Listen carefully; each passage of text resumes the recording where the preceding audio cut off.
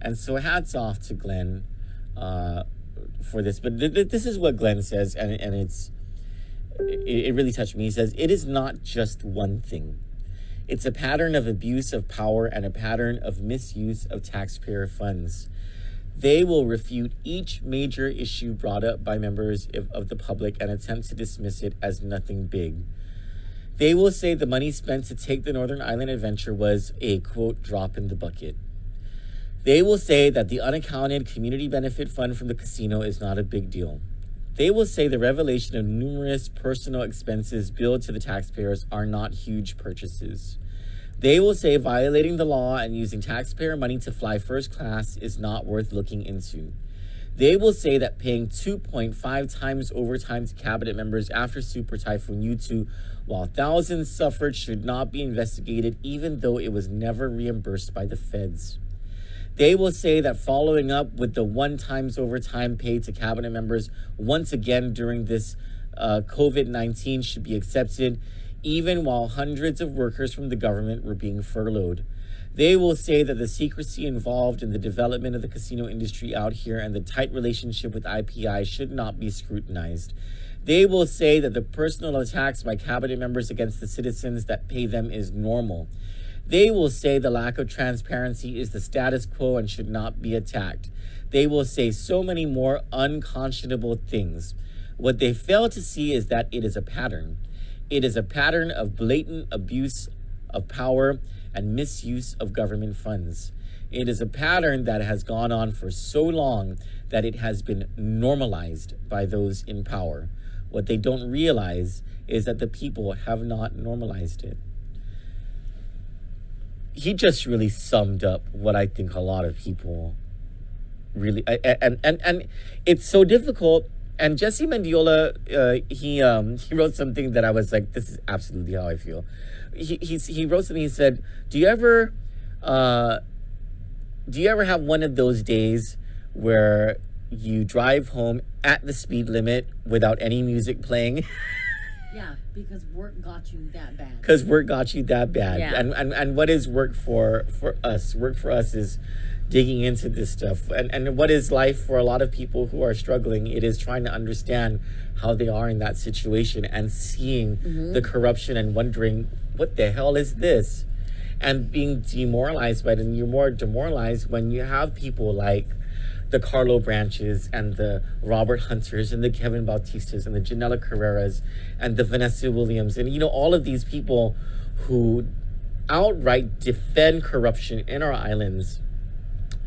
And Joanne Brown, Mike Phillips, all of them. And then talk down at people who criticize the corruption and attack people who criticize corruption as though the people who are criticizing the corruption are the problem.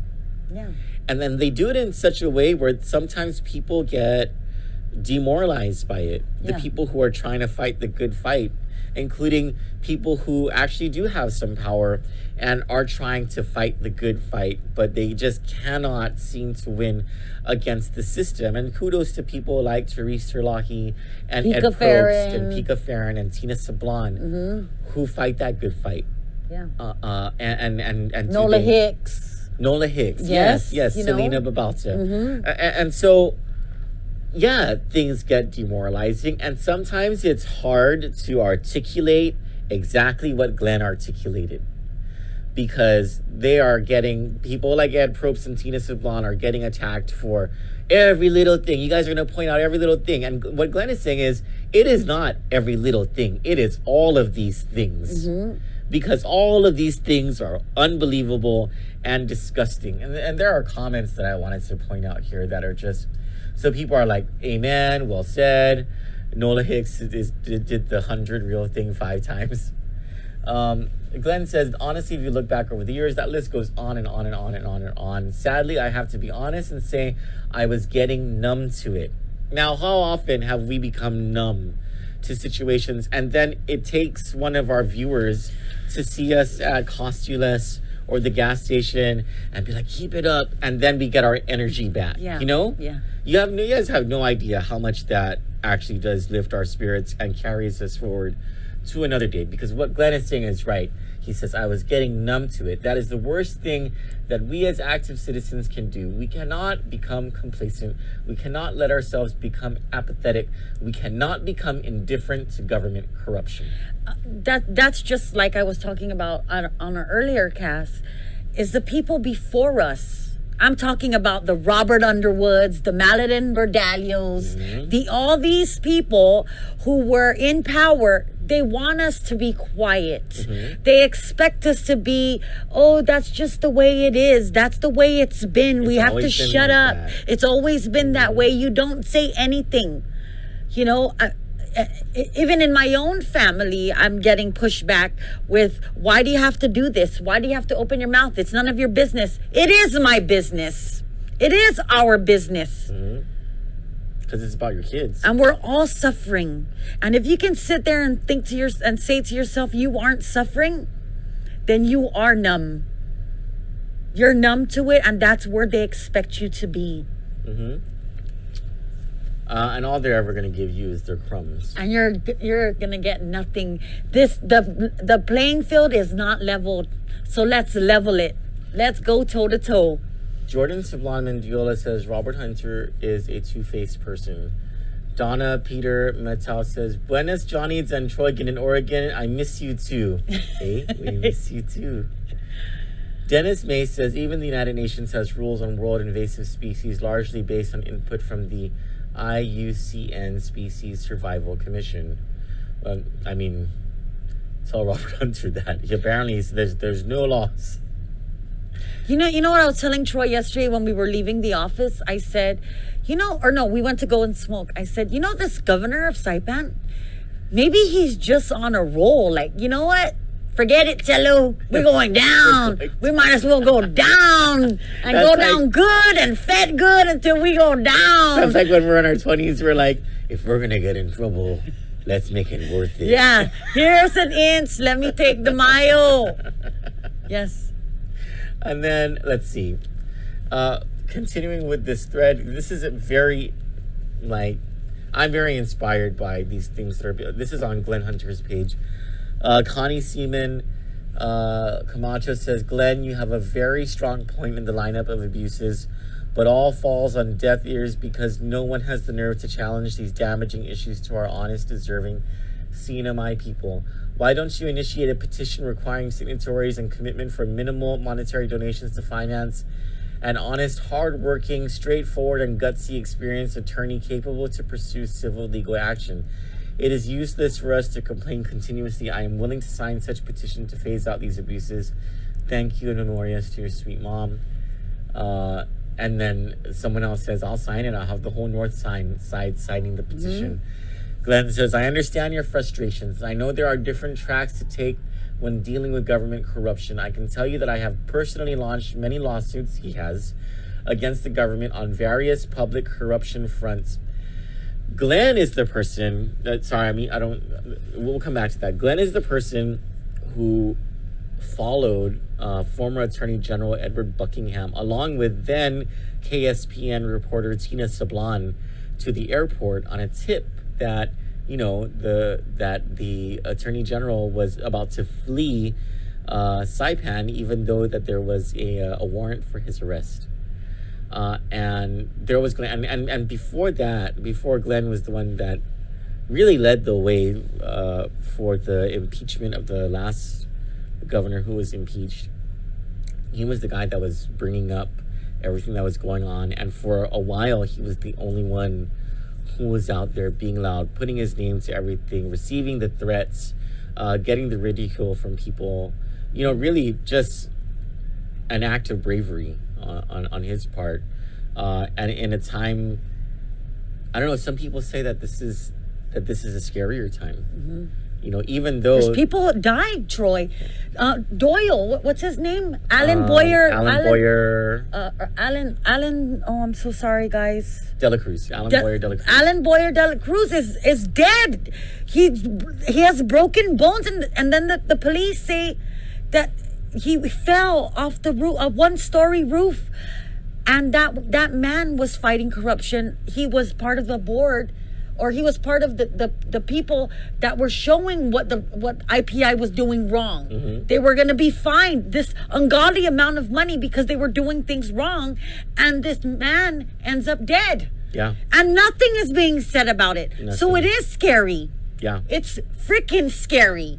But here's Glenn coming back Mm-hmm. and taking, because he's been, the last typhoon damaged or like destroyed his house, his business, and so he's had to build himself back up.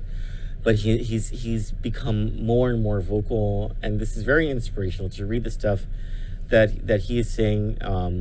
We know that the minority in the legislature has been vocal, and I tend to think that they are also inspired by Glenn coming out. Nola Hicks, who's, she is not shy when it comes to calling out. Yeah. Yeah, I love her.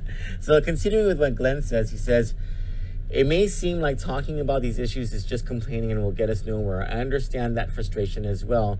The truth is, it's the exact opposite. We need the people in the community to speak up and to all address the problems. That's not complaining, that's identifying problems that need to be remedied.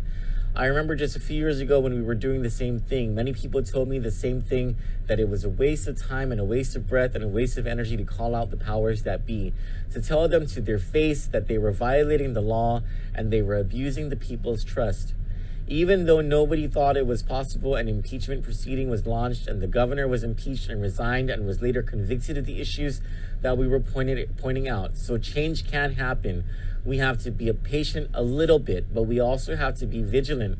We have to raise our voices. We have to understand that just because we have children and family and we're afraid of our jobs, that we shouldn't be complacent and we shouldn't be silent. You don't have to go public on Facebook and you don't have to shout it from the top of your lungs. Each person can do it in their own way. Those in government can leak the information needed, thank you, and those in the legislature can hold them accountable. We can all work as a community and we can get this done. I have hope and I have faith that things will get better and that accountability will be had. Just a quick disclosure, Glenn is my former brother-in-law. It's not like we have anything to gain from. Yeah. Just quick disclosure. Yeah. Well, as a citizen that just started to become a productive member of society, because for years I wasn't, I just have to say, when here at Kandit, the stress level, not knowing if we should follow that story or if it's worth following, so lately I've been going through a lot of issues, home issues. I don't know if I can do this, I don't feel like I'm smart enough sometimes. I feel like if I don't get back to one person, I feel like I let them down, and so I told my daughters the other night, maybe mama just needs one break and then maybe she's gonna leave and leave to the States and just start over, and my oldest daughter says, Mama, what are you talking about? Kandit's gonna leave a legacy and you have to be there. There's people that need you, So, and then she's like, how would Uncle Troy feel knowing that you're gonna leave him? I'll stab you. and you know what? She's right. We have to, we need all of you viewers. We need Glenn's right. We need all of us to do our parts. Mm-hmm. We can't do this alone. And we know it exists. And the 1% that is keeping us below them, they need to go. We need to get them out. Yes. And elections are where it happens. Yes. So we gotta get registered. I know a lot of you aren't registered to vote. Let's get registered and let's start. And I see this in my head. It makes sense and it connects everything. This election, we will get out the people who have done nothing. Mm-hmm. Nothing. And this epidemic, this whatever just happened in this last 4 months has proven to us what they have done, and it's nothing. So this election, we're going to get them out, get new people in there, so that come the governor's election in 2022, we get the right one in there, and Guam gets to start all over. And Saipan. And Saipan. Yeah. And but I see it. It's there. It's in my head. it's going to connect. Pam Duvall is loving everything you're saying. Mm-hmm. James Howard says, Carlo Branch, that guy is just creepy. I know. Bunker says, well, when we beat the bush, the snake will come out and they will bite. The trick is to be ready for the attack. Mm-hmm. Dirt will spill, but just push through. The elites, pompous and corrupted. I grew up listening and hearing the complaints. It's the very reason I decided to run for senator. Viva Bunker! He says, I am done with just complaining and step up and drive the bus. You drive it right over those corrupt, you know what I'm going to say. James Howard says, that's what they do. We ain't in Disneyland anymore, ladies and gentlemen. Eyes open. Donna and Peter Metal says, I'm on sa Malago Hamzu na dos para governors and lieutenant governor Makpu. 100% guarantee man ganna Hamzu na dos. You read that so well, Troy. Did you practice that a couple times? No, I'm just reading it right now. It was easy tomorrow. But I'm sure I sounded Powasu. Bunker replying to James saying, I'm curious for the future. Would the people who are affected most stand behind the senators who stand for the people? Would the people be afraid and stay quit? Whistleblowers and all. James Howard says, sounds like a job for Barracuda 1. I love that, Barracuda 1. Hi, Norma Jean. Lena Judine's high degree says, Biba. Patricia Duenas says, yes, they did something. They locked us down into our home, made us lose our economy, made us lose. Some of us lost our homes. So yes, they've done something for themselves. Wow. You know, we just have to, you know, I'm excited about our future. I'm excited about where we're going to go. For me personally, I'm selfish and I want to enjoy my life, and this is what I enjoy doing. You know, it's a selfish thing, and that's because I'm excited about our future. Not just mine, but all of us. Oh, we got new results in from the governor's office. 0 test positive for COVID-19. Thanks, Governor. That was 2 hours ago. Blah, blah, blah. Same thing here. DOE has vacancies, guys. So if you want to apply, go apply at DOE. How are they hiring people when we don't even know what's going on? I don't know. I think the whole country doesn't know what's going on. I don't have anything else. Neither do I. But tonight we are going to have Port General Manager Roy Respicio on the phone with us to talk about a very good citizen-centric report. I didn't know they did a very good job at the port in fiscal year 2019.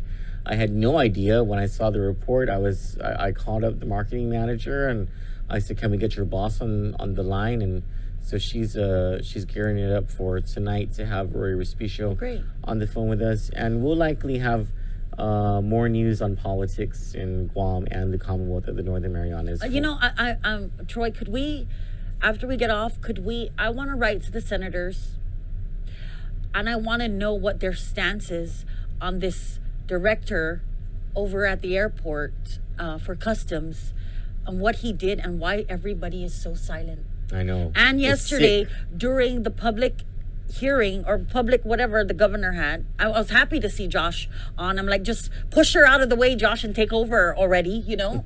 But nobody asked her about that issue with Ike Pareto, and so I want to get it in writing. I want them to say whatever they need to say.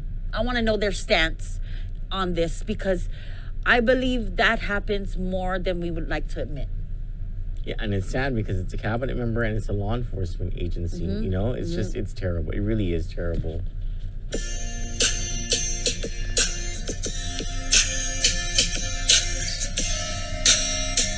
is for Ike Pareto.